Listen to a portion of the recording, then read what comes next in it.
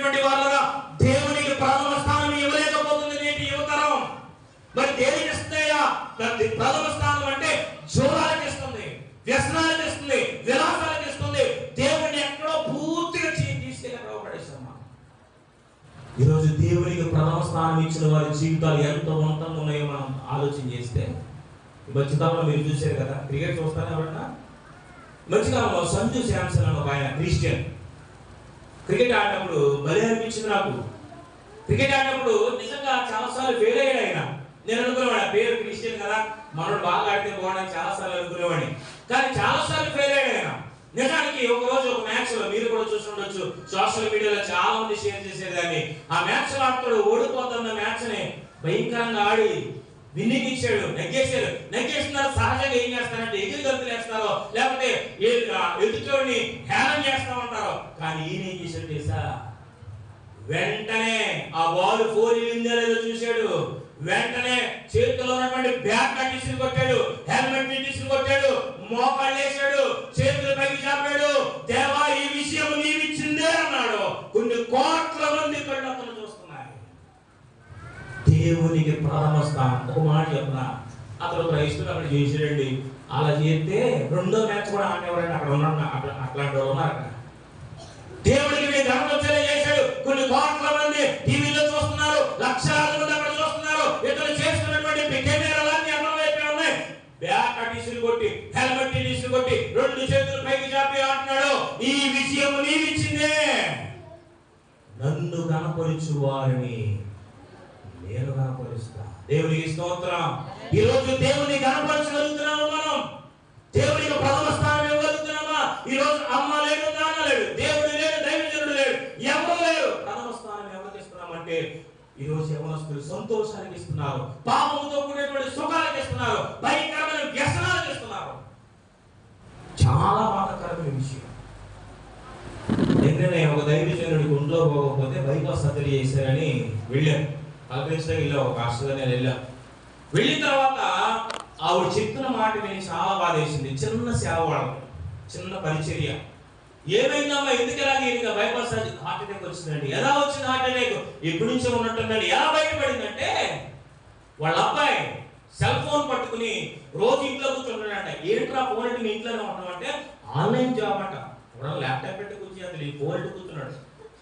Online job అంటే వాళ్ళ చదువు లేదు కదా, నమ్మేసి కొన్ని ఆన్లైన్ జాబ్ చేస్తున్నాడంటే, చివరికి ఆన్లైన్ జాబ్ బెట్టింగ్ వేసాడు. వేసి ఏం చేసాడు తెలుసండి?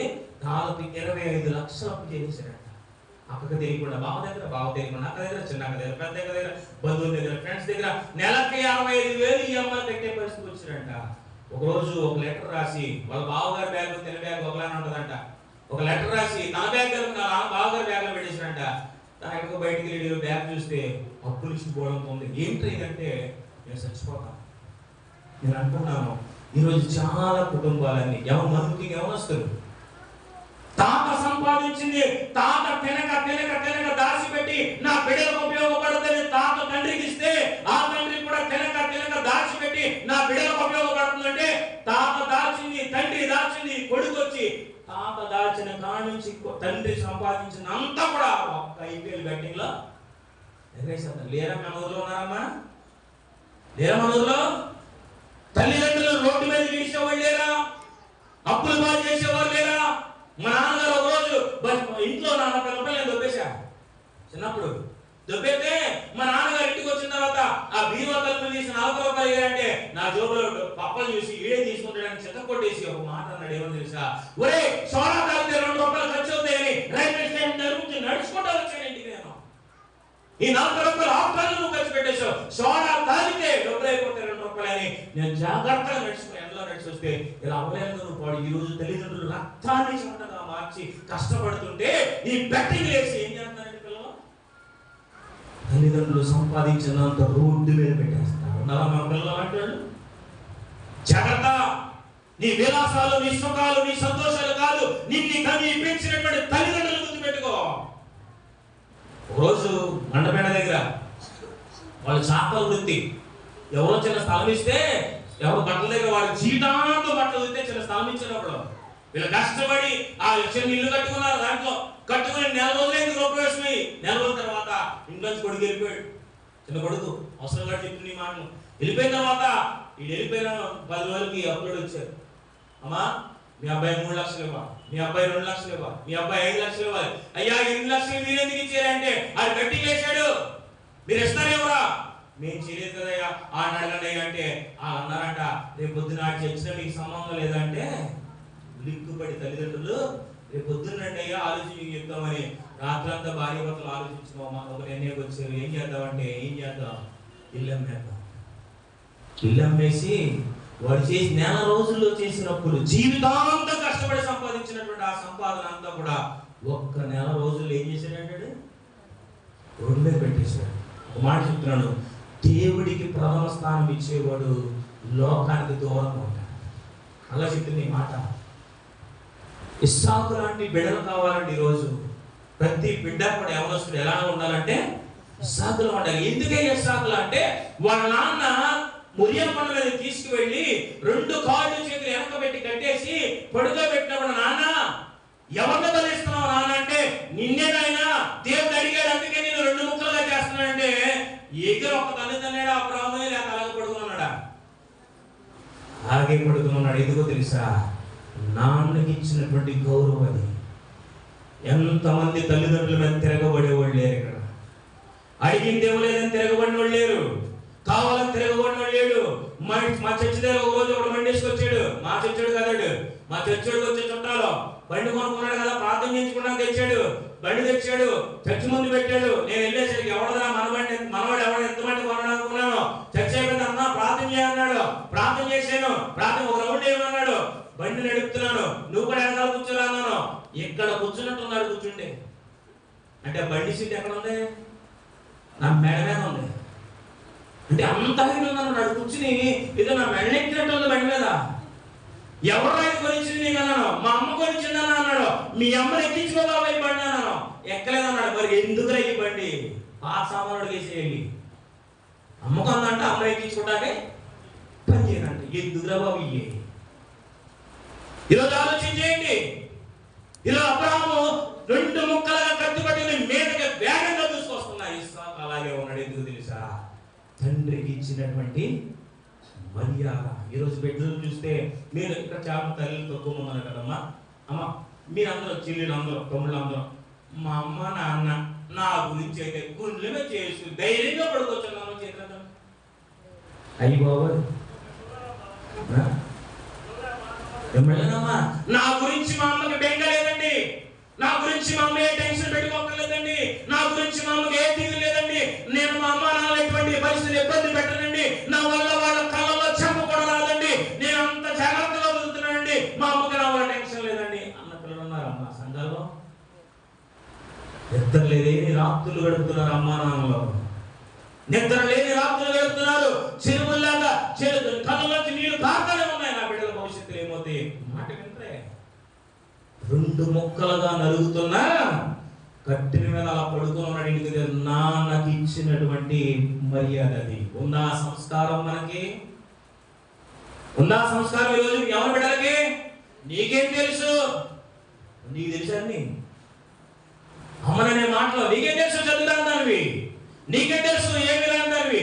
నీకేం తెలుసు ముద్దు దానివి? మరి ఆయన తెలియకుండా నీకు పెంచేశారు. నిజంగా నువ్వు ఎలాంటి దాన్ని ఏంటంటే అప్పుడు చెప్పింది. ఈరోజు చాలా మంది దేవునికి ప్రథమ స్థానం ఇవ్వట్లేదండి, లోకానికి ఇస్తున్నారు. ఆ ప్రథమ స్థానం ఇచ్చే విషయంలో తల్లిదండ్రులు కూడా ఏం చేస్తున్నారో ఖాతరు చేయట్లేదు. ఇస్సాకు గురించి మీకు చెప్తున్నాను. తండ్రి 2 ముక్కలుగా కత్తి వేగంగా మీదకి వస్తున్నా కానీ అలా మౌనంగా ఉన్నాడు. ఎందుకంటే నాన్నకి ఇచ్చినటువంటి మర్యాద.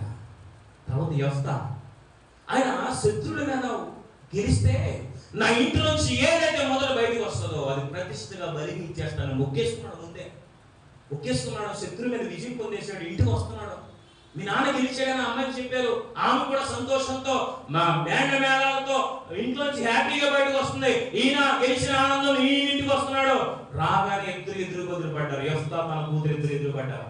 పడిన వెంటనే తల్లి యెఫ్తా కూతురు యెఫ్తా చూసి సంతోషపడుతుంది. కానీ యెఫ్తా కూతురు చూసి మోకాళ్ళ మీద కింద పడిపోయి బట్టలు చింపుకుని ఏడుస్తున్నాడు. ఏమని తెలుసు? అయ్యో నా కుమార్తె నన్ను ఎంత బాధపరిచింది. ఏమైంది? బలిగేస్తానని చెప్పాను. యెఫ్తాకి ఇంకా పిల్లలు లేరంట, ఆడపిల్లలు లేరు, మగ పెళ్లి కూతురు, నేను దేవుడికి ప్రతిష్ఠ చేయాలన్నాను. ఎంత బాధ పెట్టేవమ్మా నానా, నువ్వు మొక్కుకున్నావా, నన్ను మొక్కుకున్నావా, నన్ను అడపను మొక్కుకున్నావా, నీ మొక్కు నువ్వే చేసుకో అన్నదా? లేదండి అలాగా కూర్చుంటాయి. ఆ తర్వాత నీకు నచ్చినట్లు ఇప్పుడు నేను పాసేరాళ్ళు ఎవరు ఇక్కడ ఉన్నారా? పాసేరాళ్ళు మీ అమ్మగారు మొక్కుకున్నారు, పాస్ అయితే నేను మొక్కుకున్నానమ్మా. మా ఓటు ఎంత కాసు ఇంటర్మీడియట్ పాస్ అయితే ఆ చెయ్యి మనం గౌరవ పట్టణం తీసుకెళ్ళి గుడి ఏం చేద్దాం మొక్కుంటాను నేను. అప్పుడు ఆ విషయం మీ అమ్మగారు మీకు చెప్పారనుకో, మీరేమంటారు? మీ చిత్తమే కానిమ్మంటారా? చేయించుకుంటే నువ్వు చేయించుకో, లేకపోతే పాస్టర్ గారు చేయించుకోమని. నాకు చేత నువ్వు మొక్కుకోవడం ఏంటి రా. యెఫ్తా కూతురు ఏమనలా, నానా నువ్వు దేవునికి ఏ మాట ఇచ్చావో ఆయన అంటాడు, నేను మాట తప్పలేనమ్మా. ఎందుకంటే మాట ఇచ్చింది ఎవరికి? దేవునికి మాట ఇచ్చాను, మాట తప్పలేనమ్మా అంటే అంటది, నీ మనసుకు నచ్చినట్లే చేయనాయన, నువ్వు కోరుకుందే చేయనాయన. నేను ఎంత సంతోషం వేస్తుందంటే అండి, యెఫ్తా కూతుర్ని కానీ ఇస్సాకుని కానీ చూస్తే ఇట్లాంటి బిడ్డలు నేటి తల్లిదండ్రులకి కావాలి. తిరగబడే బిడ్డలు నిన్నే పేపర్లు చూశాను, 16 సంవత్సరాల పిల్లోడి దగ్గర నాన్న ఫోన్ తీసుకున్నాడని చంపేశాడంటాడు. ఎంత దారుణం, సమాజం ఎంత భయంకరమైపోతుంది. ఒక మాట జ్ఞాపకం చేస్తున్నాను, లోకానికి ప్రాధాన్యం ఇవ్వడం వల్ల, లోకాన్ని ముద్దు పెట్టుకోవడం వల్ల ఈ నష్టాలన్నీ జరుగుతున్నాయి. అందుకే హిజ్కియా అంటే ఎవరిని ప్రథమ స్థానంలో పెట్టాడంటే దేవుణ్ణి ప్రథమ స్థానంలో పెట్టాడు. ఈరోజు ప్రియమైన వాళ్ళారా, మన జీవితంలో దేవుడు ప్రథమ స్థానంలో ఉంటే వెనకాల రావాల్సినవన్నీ దేవుడు మనకే అనుగ్రహిస్తాడు. ఒక్క మాట గర్వంతో చెప్పట్లేదు, నా గొప్ప కోసం చెప్పట్లే, ఇది కేవలం దేవుని మహిమార్థమే నేను చెప్తున్నాను. సేవకు వచ్చిన కాడ నుంచి నేను దాదాపు 2006లో పరిచయకి వచ్చాను. అప్పటి నుంచి నేను ఎక్కడ కూడా ఎవరి మీద ఆధారపడను. ఇంకోటి, నేను ఏం చేసినా నాకు ఇప్పటికీ ఎవరి దగ్గర దండయించుకోవడం కానీ, సాల్వ కప్పించుకోవడం కానీ అలాంటి పనులు కూడా నేను చేయను. ఎక్కడైనా ఏదైనా మనం ఏదైనా పని చేస్తే దేవుడికే మహిమ రావాలి, దేవుడే ఘనపరచబడాలని ఆశపడతాను. ఏ వేదికలు కూడా గొప్ప కోసం ఎప్పుడు వాడుకోం. అలా ప్రారంభించబడినటువంటి ఆ పరిచర్య ఇప్పటికి ఎలా వచ్చింది? నా దీనస్థితితో మాట చెప్తాను, దేవుడికి ప్రథమ స్థానం ఇస్తే ఎలా ఉంటుందని. మా ఇంటికాడ మైళ్ళు తాటేకెళ్ళి చూసా, తాటేకెళ్ళి ఇప్పుడు 2006 ఆ టైంలో, 2006 అంటే 10 దాకా మైళ్ళదే, 12 దాకా మైళ్ళదే. ఒకరోజు మా ఇంటికాడ సెప్టెంబర్ నెలలో విపరీతమైన వర్షాలు పడుతున్నాయి. మా చిన్న తాటేకిళ్ళు ఒక గదిలో మా నాన్నగారు, అమ్మ, అక్క, చెల్లి పడుకున్నారు. ఒక గదిలో నేను, మా అక్క పడుకున్నాం. తను ప్రెగ్నెంట్గా ఉంది. అప్పుడు ఆ గదిలో ఎందుకు ఎదురు పడుకున్నామంటే అక్కడక్కడ వర్షం పడుతుంది. ఇంకా కంటిన్యూ విపరీతం పడుతుంటే పందులు కూడా మా ఇంటి సందులోకి వచ్చేసినాయి, వర్షాల్లోకి వచ్చేసినాయి, అరుపులో ఏర్పడుతున్నాయి, గిట్టుకుంటా లోపలికి వచ్చేస్తున్నాయి. మా యువకుల గదిలో మా అక్క నేను పడుకున్న గదిలో భయంకరమైన వర్షం వచ్చేస్తుంది. సరే మా అక్కని తీసుకొచ్చి ఈ గదిలో పెట్టాను. నేను వచ్చి నాకు వ్యాన్ ఉంటే ఆ వ్యాన్లో పడుకున్నాను, ప్లేస్ లేక. ఆ వ్యాన్లో ప్రార్థన చేశాను నేను, ప్రభువా నా పరిస్థితి ఏంటి, ఎలా ఉంది, నేను పని చేస్తున్నాను కదా నమ్మకంగా అని ప్రార్థన చేసినప్పుడు ఎలారే పరిస్థితులే మారలేదండి. ప్రార్థన చేయి, ప్రయత్నం చేయి, తర్వాత ఏం చేయి, పని చేయి. ప్రార్థన చేసినప్పుడు తర్వాత పని కూడా, ప్రయత్నం కూడా చేశాను. సేవను అభివృద్ధి పరచాలి, సంఘాలు కట్టాలి. ఇలా ప్రయత్నం చేస్తున్నప్పుడు దేవుడు 2 మందిరాలు ఇచ్చాడండి. 2 మందిరాలు ఇచ్చాడు. నేను ఒక మాట వాస్తవానికి చెప్తున్నాను, దేవుని వేదిక మీద నిలబడి దేవుణ్ణి సాక్షిగా పెట్టుకుని, దైవజనులు సాక్షి పెట్టుకుని పెళ్లి చేసుకోవడానికి కూడా చాలా సంవత్సరాలు వెయిట్ చేశాను. ఎందుకు తెలుసా? భార్యను పోషించగలనో లేదో. ఒక బిడ్డ పుట్టిన తర్వాత అనుకున్నాను ఒక బిడ్డతోనే ఆగిపోదాం, ఎందుకంటే భార్యను పోషించి బిడ్డను పోషించగలమో లేవో అనుకున్నాను. ఎందుకంటే నాకు ఆడపిల్లలు అంటే ఇష్టం. ఒక పిల్లడు పుట్టాడు, సరే మళ్ళీ ఆడపిల్ల పుట్టారు వస్తే మళ్ళీ మనం ఒక పిల్లడు పుట్టాడు, లేదా ఉదాహరణ ఆపరేషన్ చేయించేది. ఇలాంటి పరిస్థితుల్లో నుంచి ఇప్పుడు దేవుడు నన్ను ఉన్నతమైన స్థితిలో పెట్టాడు అనడానికి దీనికి కూడా దేవునికి కనపరిస్తున్నాను. ఎందుకంటే నా గొప్పతనం ఏం లేదు. చదివింది 10వ తరగతి 3 సార్లు, ఒకసారి కాదు, ఒకసారి చదివితే ఇబ్బంది అవుతాను, 2, 3 సార్లు చదివాను. 3 సార్లు చదివాను. బ్యాక్గ్రౌండ్ లేదు, మా నాన్న నా తాత ఎవరు సేవలో లేరు, నేనే సేవకు వచ్చాను. 3 సార్లు 10వ తరగతి చదివాను. బ్యాక్గ్రౌండ్ లేదు, తెలివి లేదు, జ్ఞానం లేదు.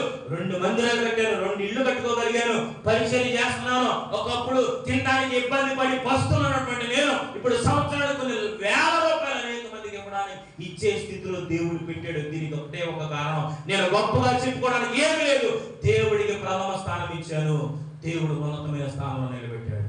దేవునికి స్తోత్రం. నా చెయ్యి ఎప్పుడు ఇలా చాపను, అసలు నేను ఎట్టి పరిస్థితుల్లో చాపను.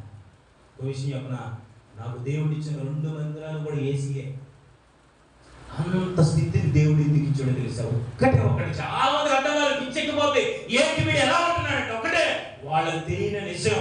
నాకు తెలిసిన నిజం ఒకటి తెలుసా? దేవునికి ఆధిక్యతనిస్తే, దేవునికి ప్రథమ స్థానం ఇస్తే, దేవుని నువ్వు కనపరచగలిగితే, దేవుడు కూడా నీ దరిద్రాన్ని చూసినటువంటి కళ్ళు, నీ యొక్క దీన స్థితిని చూసినటువంటి కళ్ళు నీ ఆశీర్వాదాన్ని కూడా చూస్తాయి. ఏమని బిడ్డలారా, ముఖ్యంగా చెప్తున్నాను, చిన్ననాటి నుంచే దేవునికి మొదట ప్రాధాన్యత ఇవ్వండి, దేవుని కనపరచండి, దేవునికే మొదటి ప్రాధాన్యత ఇవ్వండి, దేవుడే ఉన్నతమైన స్థితిలో నిలబెట్టండి.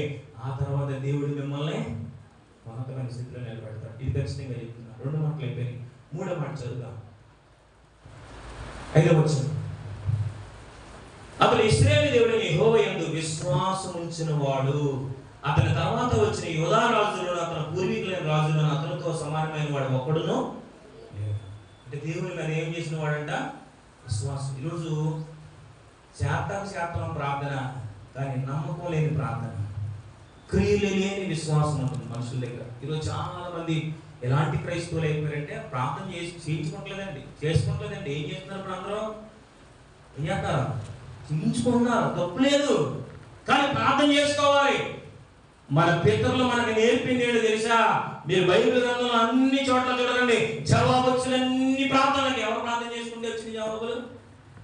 వాళ్ళు చేసుకుంటేనే. వారి విశ్వాసమే వాళ్ళని స్వస్థపరిచింది, వారి విశ్వాసాలు బట్టే క్రియలు జరిగినాయి. కాబట్టి క్రైస్తవులు ఈ రోజు మర్చిపోతాడు ఏం తెలుసా? ఇతరుల విశ్వాసం మీద కదా నువ్వు ఆధారపడవలసింది, నీ విశ్వాసం మీద నువ్వు ఆధారపడు. ఈరోజు దేవుడి మీద ఎంతమందికి నమ్మకం ఉందండి? పాడైపోయిన జీవితాలు దేవుడు బాగు చేయలేడా? బాగు చేయలేడా? 100% బాగు చేయలేడు. అయిపోయిందయ్యా, పోయినయ్యా అనుకోవద్దు. దేవుడికి సమస్తము సాధ్యమే. రూతు ఎలా వచ్చింది బెత్లెహేముకి? ఒక విధవరాలుగా వచ్చింది. విధవరాలంటే మనకు తెలియదు ఏముంది? నేను పోని అడ్డమై అన్ని ఆమె కడతారు. నిజంగా నా సేవలో ఈ రోజు ఇంత ఉన్నతమైన స్థితిలో ఉండడానికి గల కారణం ఏంటంటే, విధవరాలకు ఎక్కువ సాయం చేస్తాను, తల్లిదండ్రులు లేని వాళ్ళకి ఎక్కువ సాయం చేస్తాను. వెంటనే కలిగిపోతాను నేను. విధవరాలు అనగా వెంటనే కలిగిపోతాను, తల్లిదండ్రులు లేని వాళ్ళకి వెంటనే కలిగిపోతాను. వారికి సహాయం చేయడం ముందుంటాను నేను. లోకమేమో వాళ్ళ దూరం పెడతాయి, మనమేమో ముందు పెడతాం. విధవరాలుగా వచ్చింది. పొలంలో పని కూడా ఎవరు? ఎందుకంటే నాకు ఈ ఊరు కాదు కదా, కాబట్టి నాకు పని కూడా ఎవరు? కాబట్టి బోయాల్సిన పొలంలో పనులు వేరుకుంటానమ్మా. పనిచేసే వాళ్ళ దగ్గరికి అడిగింది, అయ్యా నేను మీరు వదిలేసినటువంటి ఆ పనులు వేరుకుని నేను నా అంత కడుపు నింపుకుంటాం, పని కూడా నాకు వద్దులే, నేను మిగిలిపోయిన పనులు వేరుకుంటాను. పనులు ఏంటంటే ఈరోజు ఎండాకాలంలో సెలవులు ఇచ్చినట్టు ఏరే వాళ్ళు అన్ని కలిపితే ఒక కేజీ వచ్చి అమ్మితే 5 రూపాయలు 4 రూపాయలు వచ్చాయి. అలాంటి పని చేసి తిరుగుతమ్మా. కష్టపడింది. బోయాజు చూశాడు, ఎవరేమే నయ్యని యొక్క కోడలు భర్తలు కోల్పోయింది. ఆ ఊర్లో వాడు భర్తలు చనిపోయిన తర్వాత మళ్ళీ ఈ ఊరికి వచ్చేసారు. కాలం గడిచింది. ఏమైందో తెలుసా? ఏ పొలంలో అయితే పనులు ఎదుర్కొందో ఆ పొలానికి రూతు యజమానురాలు అయిపోయింది. దేవునికి స్తోత్రం.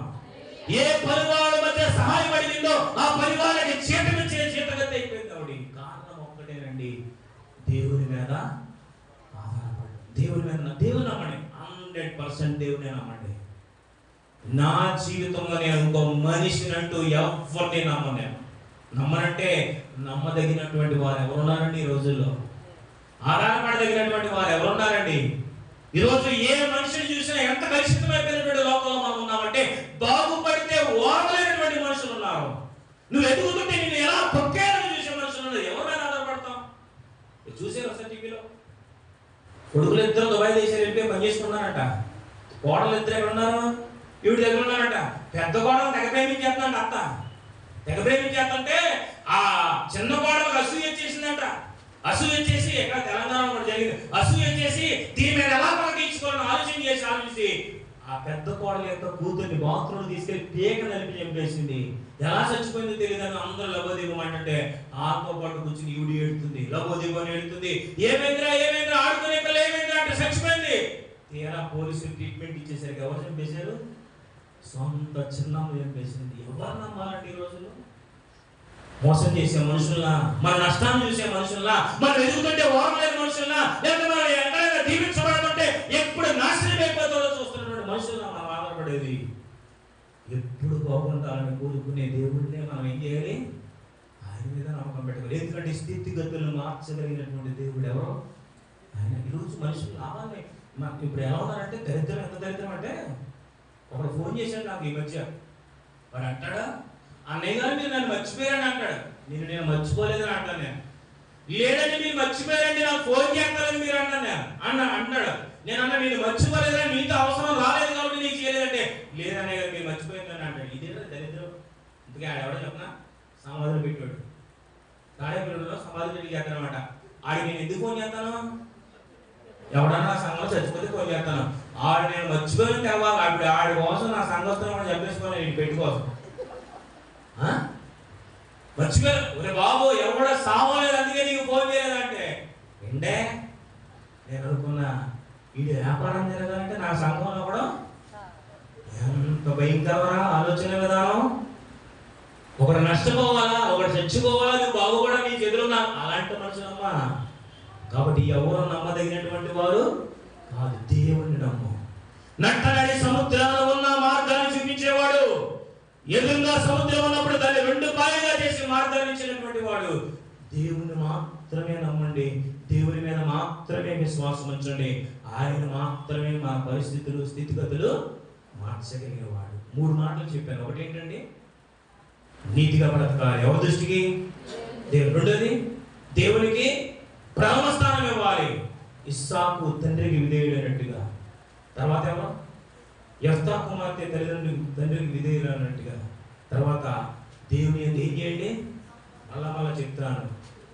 ఇప్పుడు ఇందాక బాగా చెప్పాడు కదా, చదువు ఒకటే కదా, దేశంలో నేను చెప్తాను. ఇప్పుడు ఈరోజు నేను ఈ స్థితిలో ఉంటాను చదువు కారణంగా. ఒకటే దేవునికి విధేయత. ఇంకో మాట జ్ఞాపకం చేస్తున్నాను. ఈరోజు మనం ఉన్నతమైన స్థితికి వెళ్ళాలంటే, ఒక మంచి పొజిషన్లో ఉండాలంటే, దేవుడు మనం దీవించాలంటే బ్యాక్గ్రౌండ్తో పని లేదు, ఇంకోటి టాలెంట్తో పని లేదు, లేకపోతే ఇంకా కులంతో పని లేదు, ఇంకా దేనితో పని లేదు. దేవుని చేతులకు నువ్వు వచ్చావా, దేవుడు ఎలా దీవించాలో అలా దీవిస్తాడు. మీ అందరూ తెలుసు అబ్రహాం లింకన్. తెలుసా అండి? అబ్రహాం లింకన్ తెలీదా? పవన్ కళ్యాణ్ తెలుసా? చిరంజీవి తెలుసా? బాలకృష్ణ? ఈయనెందుకు తెలీదు? హీరో కాదా? డమ్మిగాడు. ఆయన సూపర్ హీరో. ఎవరో తెలుసా? అమెరికా దేశానికి ఒకప్పుడు అధ్యక్షుడు.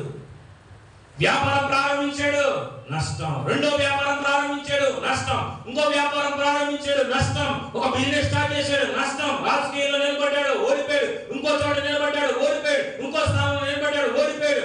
భార్య ప్రేమించిన అమ్మాయి చనిపోయింది, తల్లి చనిపోయింది. తన జీవితంలో చూస్తే అన్ని ఓటములే.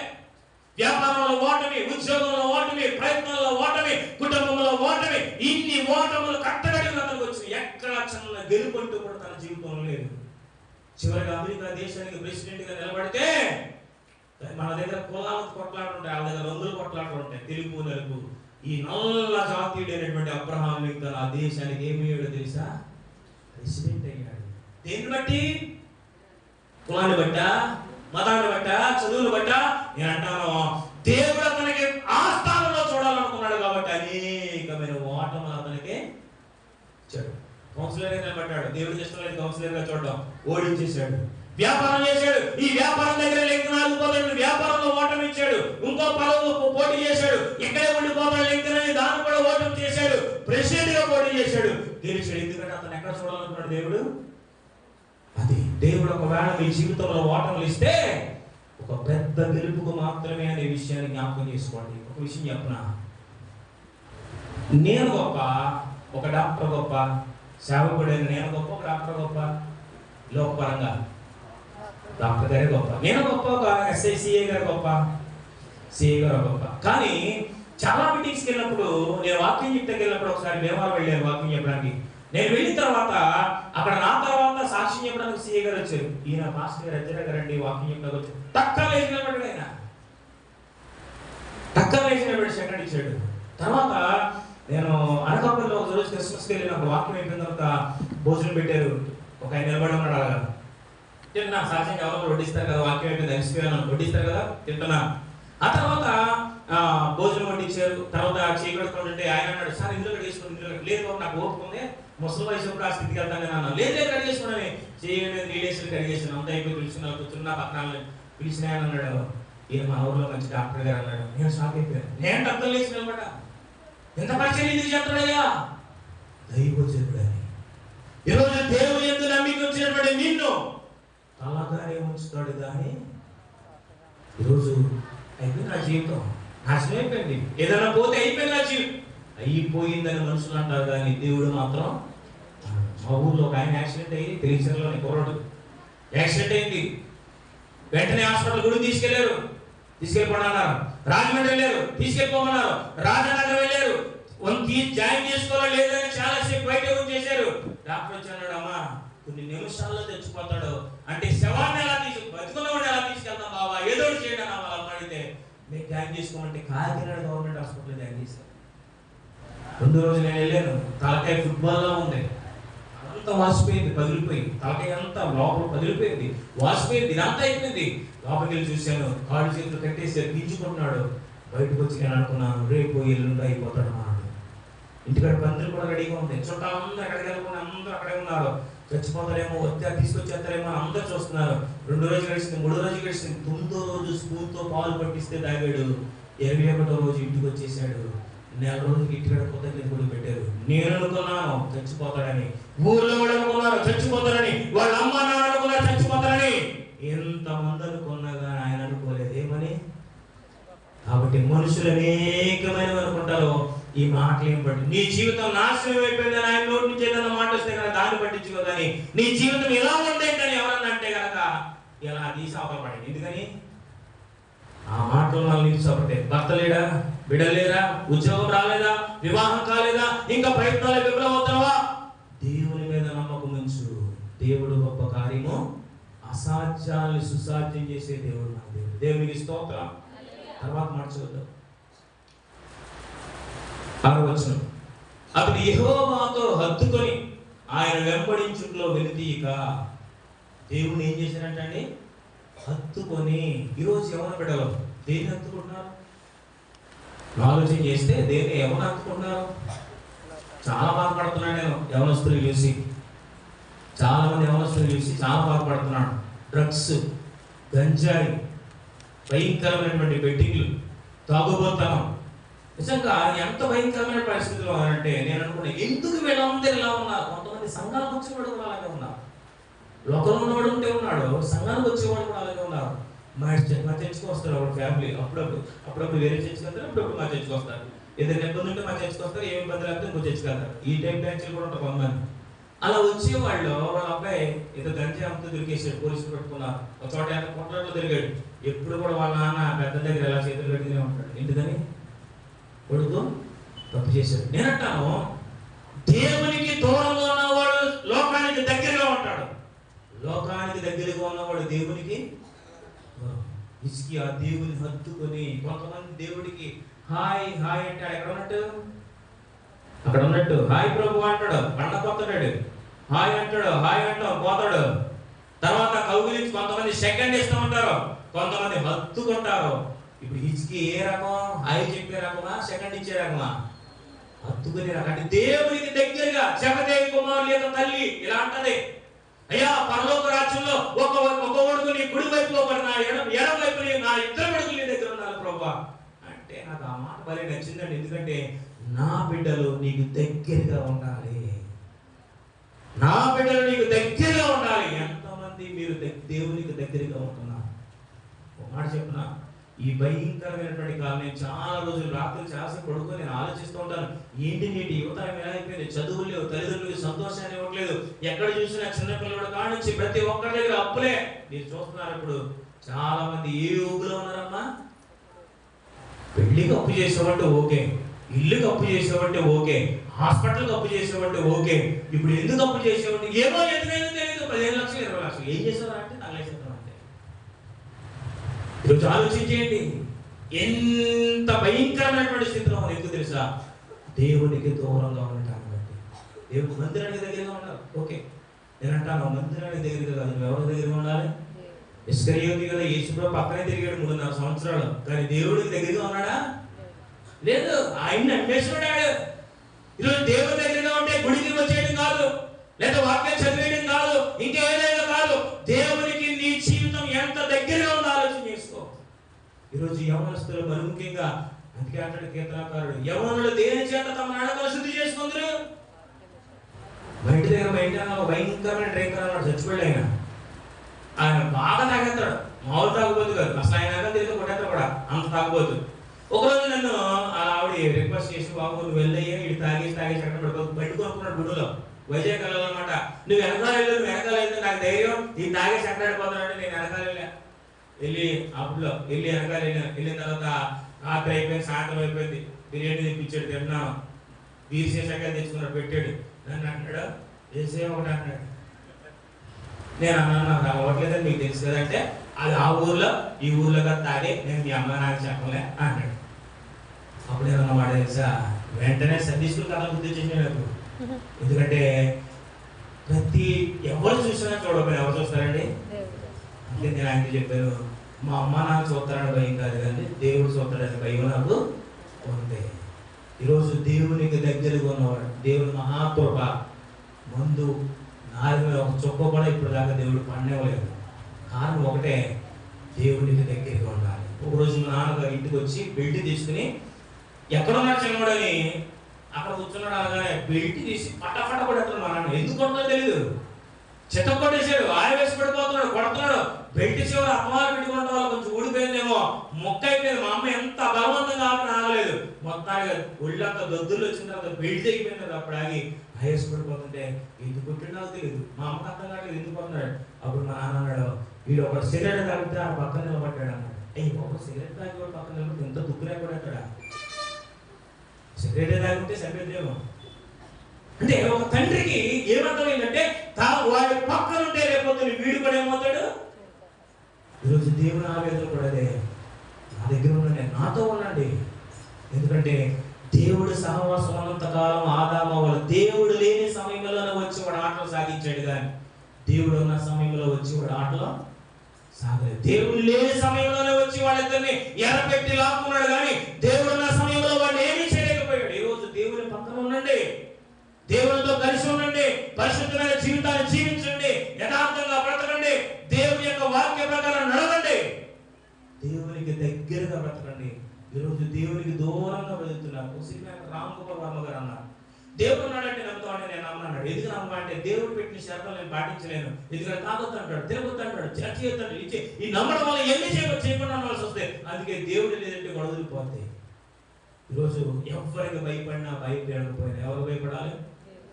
ఆ దేవుడిని చూస్తున్నాడు. ఈరోజు మనం కాపాడుకున్న పవిత్రమైన జీవితం, యథార్థమైన జీవితం, దేవునికి దగ్గరగా ఉండే జీవితం, ఇవే కదా మనల్ని ఒక దేవుని మంచి స్థితిలో ఉంచితే.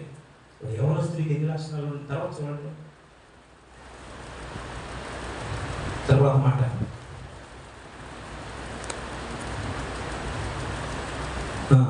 అతడు ఆయన వెంబడించుట్లో వెనుతీయక ఆయన మోక్షకు ఆజ్ఞాపించిన ఆజ్ఞలన్నింటినీ చాలు. దేవుడు ఆజ్ఞాపించిన ఆజ్ఞలన్నీ లేకున్నాడట. ఏం ఆజ్ఞ? దేవుడు ఎలా నడవమన్నాడో, ఎలా జీవించమన్నాడో, ఎలా బ్రతకమన్నాడో, ఎలా మాట్లాడమన్నాడో ఇవన్నీ పాటించాడట. నిజంగా అనుకున్నాను, నేటి యువతరం ఈ అంశాలు ఒక్కటి మీ జీవితంలో మీరు ప్రవర్తిస్తే మన జీవితం ఖచ్చితంగా ధనీకరం అవుతుంది. ఈరోజు చాలా అలవాటు పడిపోయి ఉన్నాం. మానాలంటే ఈజే కష్టమమ్మా, కష్టమా? తాగి తాగేవాడు మానేమంటే కష్టం, సిగరెట్ తాగేవాడు మానేమంటే మనకు కష్టం, సీరియల్ చూసేవాడు మానేమంటే కష్టం, ఏదైనా చేయమంటే మానేమంటే కష్టం, చాలా కష్టం. ఒక సాక్ష్యం చెప్తాను, ఇప్పుడు మీకు అర్థమవుతుంది కష్టమో కాదు. తాడేపల్లిగూడలో గవర్నమెంట్ హాస్పిటల్ దగ్గర ఒక రోజు ఒక డాక్టర్ గారితో పనుండి వెళ్తే కొంచెం లేట్ అయింది. ఆవిడ రౌండ్స్కి వెళ్ళారని వెయిట్ చేయమంటే వెయిట్ చేస్తున్నాను. అప్పుడు ఎవరో కుర్రోడు చచ్చిపోయాడు. కుర్రోడే ఎలా చచ్చిపోయాడు తెలియదు, మొత్తానికి ప్రమాదంలో చచ్చిపోయాడు. అందుకే పోస్ట్ మార్టంకి డెడ్ బాడీ తీసుకొచ్చారు. తీసుకొచ్చిన తర్వాత చాలా మంది ఊళ్ళో ఉన్నారు అక్కడ, పోస్ట్ మార్టం అవ్వలేదు ఇంకా. ఈలోపు ఒకడు 2 సీసాకాయలు జోబులో బండిలో పెట్టుకుని వచ్చి ఆ బండిలోంచి ఒకటి పీస్ అన్నాడు, వాడి జోబులో పెట్టి ఈ సీసాకాయలు అక్కడ ఉంటాడు వాడికి ఇచ్చేసిరా ఇలా అన్నాడు. ఎవరికి? డాక్టర్ గారిగా? ఎవరికి? పోస్ట్ మార్టం చేయడానికి వేరే వాళ్ళు అక్కడ ఉంటాం, వాడికి ఇచ్చేసి రామన్నాడు. వీడు వెళ్ళి సీరియస్కి వెళ్ళి ఆ సీసాకాయలు పట్టుకుని వెళ్ళాడు. నేను అలా బయట కూడా చూస్తున్నాను, కొద్దిసేపులోనే చాలా దగ్గరలోనే కదా. మళ్ళా వెంటనే వచ్చాడు, సీసాకాయలు తీసి బండిలో పెడుతున్నాడు. బండిలో పెడుతుంటే అడుగుతున్నాడు, ఆ సీసాకాయలు తెచ్చేసి వాళ్ళు లేడా అంటే ఉన్నాడు. మరి ఎందుకు తెచ్చేసావు? అది తీసుకోడంట. ఎలాగొన్నా డబ్బులు అడుగుతానే అనుకున్నాడు. అది తాగడంట. తాగడా? ఏ వాడు యేసు ప్రభు నమ్ముకున్నాడంట. అప్పటి నుంచి తాగుతూ మానేశాడు.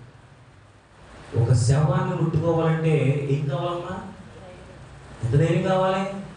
వాడు చచ్చిపోయి 10 రోజులు అయి ఉండొచ్చు, నీటిలో పడి కుళ్ళిపోయి ఉండొచ్చు, రైలు పట్టాల కింద పడి మొక్కలు మొక్కలు అయిపోవచ్చు, ఒకవేళ కిరోసిన్ పోసుకున్న పెట్రోల్ పోసుకున్న శరీరం అంతా కాలిపోయి ఉండొచ్చు, ఉరి పోసుకున్న, లేకపోతే ఏదో విధంగా భయంకరమైన ఆకారంలో ఉంటది. అట్లాంటి శవాన్ని చూస్తే జడిసి చచ్చే మనం అట్లాంటి శవాన్ని కొయ్యాలి, ఇవన్నీ చేయాలంటే వాడికి ఎంత ఉంటే కొయ్యగలడు? తాగేసినా ఏమనలేము మనం. అలా అంటాడు. తాగుతూ మానేశాడంటే ఎప్పటి నుంచి? లివర్లో పోయిన కాడి నుంచా? డాక్టర్ చస్తావని చెప్పిన కాడి నుంచా? ఎప్పటి నుంచి? దేవుని నమ్ముకున్న కాడి నుంచి. దేవుని ఎదుట నీతిగా జీవించడం మొదలు పెట్టాడు. దేవునికి ప్రథమ స్థానం ఇచ్చాడు. దేవుని ఎదుట విశ్వాసం ఉంచేవాడు. దేవుని హత్తుకుని జీవించాడు. కాబట్టి ఆ చెడుని ఏం చేశాడు తెలుసా? ఒకటి చెప్పండి, మనగలమా మనలేమా? ఇప్పుడు మీకు బిర్యానీ లేకపోతే ఈరోజు మొక్క దిగే లోన్ ఎవడు లేడు. బిర్యానీ లేకపోతే, ముక్క లేకపోతే, కక్క లేకపోతే అసలు ముద్ద దిగడం రోజులు. టైఫాయిడ్ కామెర్లు కలిపి వచ్చేసినాయి. డబల్ టైఫాయిడ్ డబల్ కామెర్లు వచ్చేసినాయి. హాస్పిటల్ పెట్టారు. అయ్యి బాబా మా వాడు బిర్యానీ తినకపోతే ఉండలేడని బిర్యానీ తీసుకొచ్చి తిన మట్టిపళ్ళు, మామిడికాయల బదులు, జాంకాయల బదులు, అట్టు యాపిల్స్కాయల బదులు బిర్యానీ తెచ్చాను. తినేద్దామా? తినేద్దావా? ఏమైపోతా? తినేంటే తెచ్చిపోతావా? ఉండలేవా? లేకపోతే అక్కడ ఎలా జాగ్రత్త తీసుకున్నావు మరి? సస్తావనా? సస్తావంటే అంత భయమా? సత్య సత్యం అనుకునేవాడు కూడా ఉన్నాడు. ఒక మాట చెప్తున్నాను, చాలాసార్లు ఈ మాట చెప్పాను. ఈరోజు కూడా ఆవిడే వచ్చింది. ఒకప్పుడు వచ్చి చెప్పిన మాట మళ్ళీ ఈరోజు కూడా ఆవిడ వచ్చింది. ఇంటికి వచ్చి ఏడుస్తుంది. ఇంట్లో ఏమి బాగా పెట్టారు అంటుంది. ఎలా అంటుంది? బాబు నేను 50,000 దాచుకున్నాను, ఎవరికి చెప్పలేదు మా ఇంట్లోకి, మీకు కూడా చెప్పలేదు పేరు. నేను చచ్చిపోయిందని తీసుకొచ్చి మీ చేతిలో పెడతాను. పాస్టర్ కదా, మీ చేతిలో పెడతాడు. మీరే చేయాలి. ఏం చేయమంటావమ్మా? పెట్టి మీరే కొనాలి. నా డబ్బులతోనే ఆ దుప్పటే క్లాత్ అవుతాయి, అది మీరే కొనాలి. దాంట్లో మీరే కొనాలి. గొయ్య మీరే తగ్గించాలి. భోజనాలు కూడా మీరే పెట్టించాలి. మీరు ₹1 ఉండదు. ఆ డబ్బులు నేను దాచుకుంటాను. ఇప్పటి నుంచి ఎక్స్ట్రా డబ్బులు దాచుకుంటున్నా. దేనికోసం? దినం కోసం. చచ్చిపోయిన తర్వాత శవం కోసం. అది ఏడ్చుకుంటే వెళ్ళిపోయింది. నేను దేని పంపేవి ఎవరో ఇంట్లో చెడుగుడు ఆడేసుకుంటే పాటలు వచ్చింది అనుకున్నాను. రాత్రి ఆలోచించాను, ఎంత కష్టం వచ్చినా 50,000 ముట్టుకోవట్లేదంట. దేనికోసం అంటే చచ్చిపోయిన తర్వాత తన శవం అనాథ శవంగా మారకూడదు, దానికోసం ఎవడో రూపాయి ఖర్చు పెట్టకూడదని ఎక్కడో 50,000 దాచుకుందంట. తన డబ్బులే. నాకు వెంటనే ఎదిగిన బదులు ఏంటి తెలుసా? చచ్చిపోయిన తర్వాత శవం గురించి ఎంత ఆలోచిస్తుందంటే, చచ్చిన తర్వాత యుగాల నుండి ఆత్మ కొరకు మనం ఎంత ఆలోచించాలి? కొన్ని గంటలు మాత్రమే ఉండే శవం గురించి ఆలోచించి ఎన్ని ఇబ్బందులు వచ్చినా 50,000 ముట్టుకోవట్లేదు. మరి రేపు పొద్దున చచ్చిన తర్వాత ఈ ఆత్మ ఎక్కడ వెళ్ళిపోతుంది? ఆత్మ గురించి ఆలోచించు. చచ్చిపోయిన తర్వాత నీ దినం చేయకపోయినా నష్టమే లేదు. పెట్లో పెట్టకుండా క్లాత్ లో పెట్టేసి లోపల చేసిన నష్టమే లేదు. కానీ చచ్చిన తర్వాత ఈ ఆత్మ ఎక్కడికి వెళ్ళిపోతుందో దాని గురించి ఏం చేయి?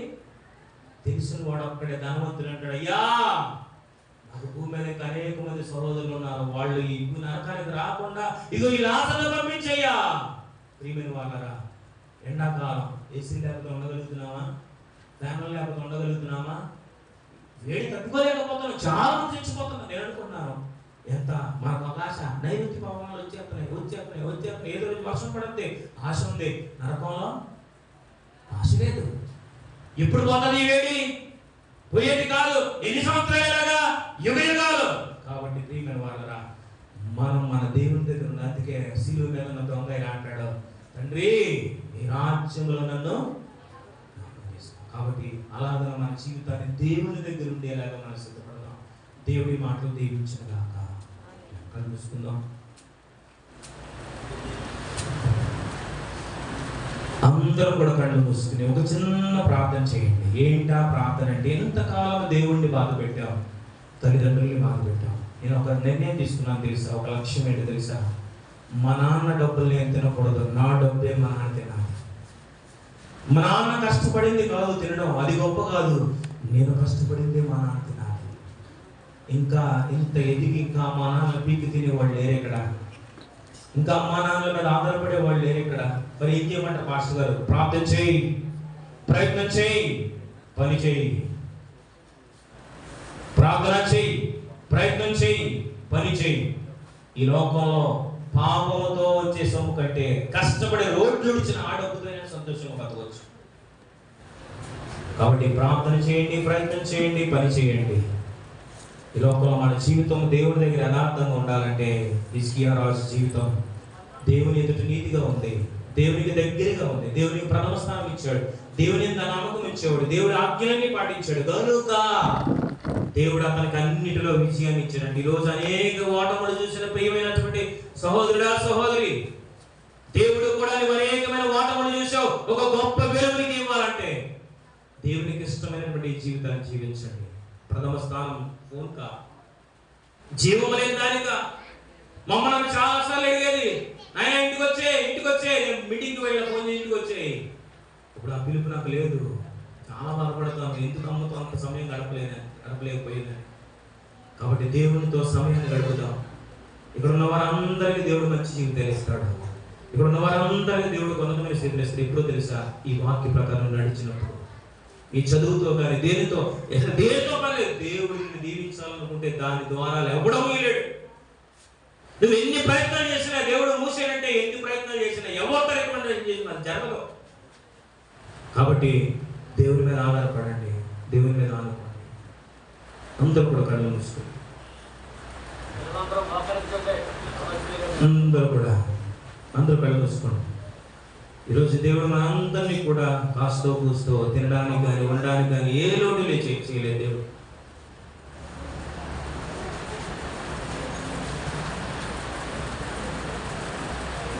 అందరూ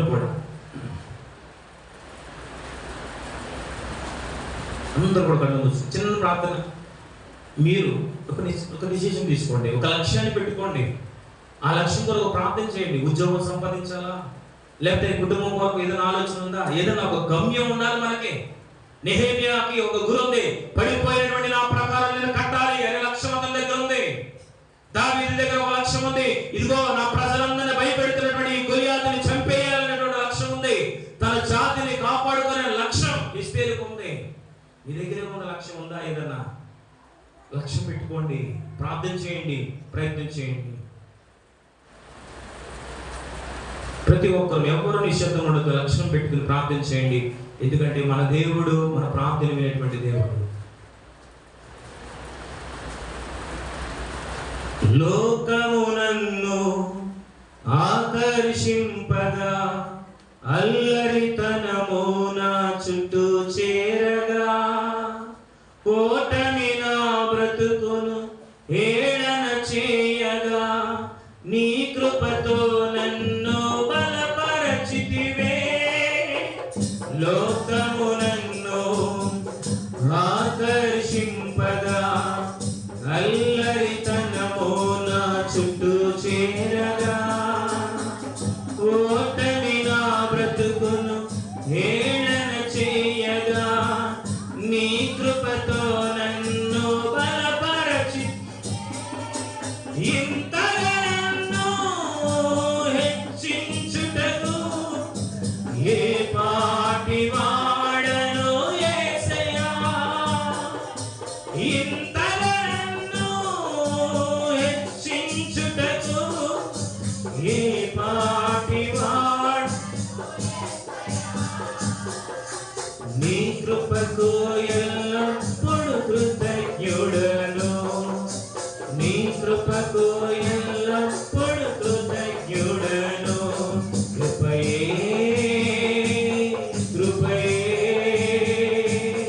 నేనేమయ్యున్నానో నీ కృపయే. పడాలి.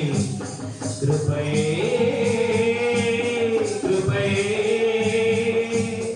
నే బ్రతికి ఉన్నానంటే కృపయే.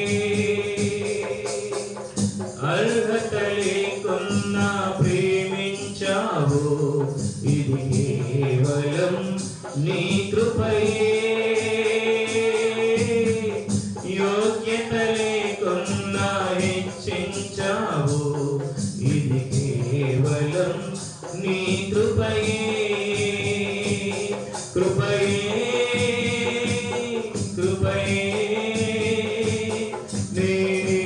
నేనేమయ్యున్నానో కృపయే.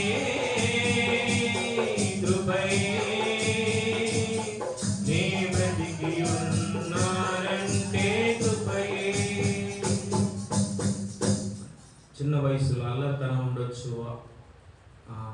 ఏమన్నా చిల్లర చేష్టలు ఉండొచ్చు. కానీ ఒక వయసు వచ్చినప్పుడు ఇక అల్లరితనం ఆగిపోవాలి, ఆ చిల్లర చేష్టలో మానేయాలి. చిన్నతనంలో అల్లరి బాగుంటుంది, కానీ వయసు వచ్చిన తర్వాత కూడా అల్లరంటే నీ జీవితాన్ని అల్లరిపాలు చేస్తుంది. కాబట్టి ఇక ముందు జీవించిన జీవితాన్ని విడిచిపెట్టేయండి. ఒకవేళ మంచిగా దేవునికి అనుకూలంగా జీవిస్తే మంచిదే, సంతోషమే. ఒకవేళ దేవునికి వ్యతిరేకంగా నీ మూలంగా తల్లిదండ్రులకు సంతోషం లేదు, ఏం ఉపయోగం? 9 మాసాలు మోసి కని పెంచి చిన్ననాటి నుండి చిన్న బలహీనత వస్తే పరుగున హాస్పిటల్కి వెళ్ళి చదువుల కోసం వేల రూపాయలు అప్పులు చేసి నీకు అన్నం పెట్టడం కోసం వారి పరిస్థితి నుండి ఇన్ని చేసినటువంటి తల్లిదండ్రులకి నీ మూలంగా సంతోషం లేదంటే అది కూడా ఒక బ్రతికేనా?